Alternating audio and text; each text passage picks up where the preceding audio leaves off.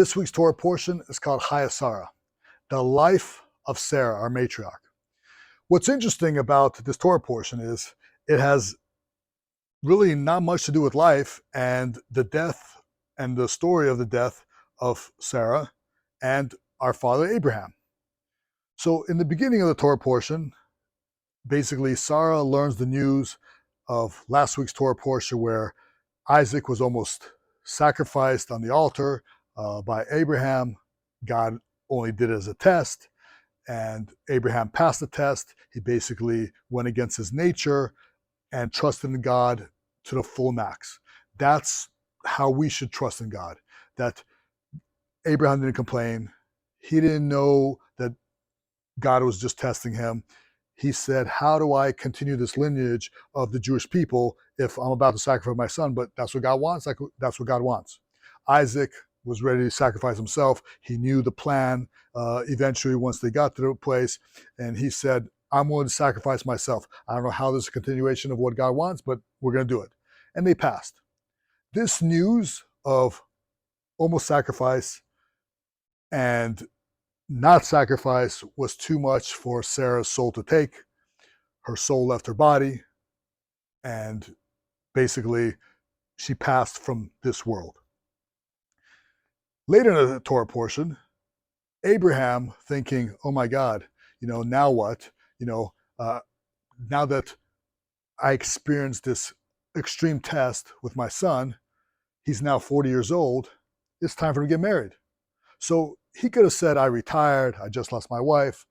Let me put everything aside, it's all about me. No, once again, Abraham showed that he is about the lineage, about how do I pass on this amazing thing. I'm the first Jew, Isaac is the second Jew, his son Jacob, and the lineage between the 12 tribes. How do I get this thing going? He says, the only way to transmit what I've taught to my child is to get him married, and he has kids, and perpetuate the Jewish line after that. And that's what happened. He went out of his way to find a suitable wife. Rebecca, which was basically in a faraway land from distant relatives that were from the place where he was from, had a child, Rebecca, which is the second matriarch. And there's a whole story behind that. It's truly amazing.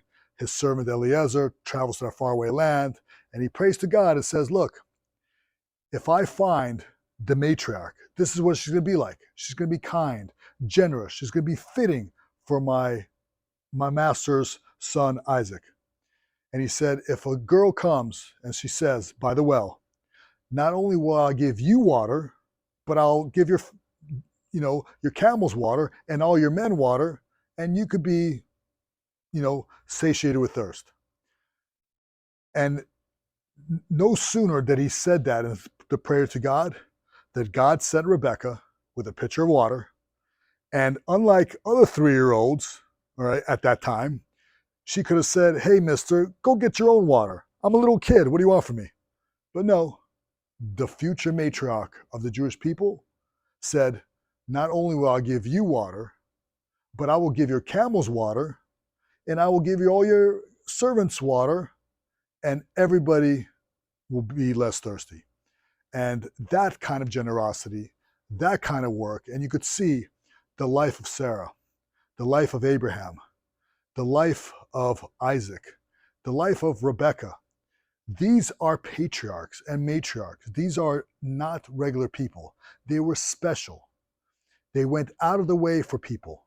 Their kindness, their generosity, their unquenching thirst to be able to transmit Judaism and monotheism. It was incredible. So next time you're out there and somebody asks you for something, instead of the first inclination that we have sometimes is, go get it yourself. We have to be generous and kind and thinking big picture. How do I help another human being to be better? How do I help them live a better life? Kindness, generosity always wins.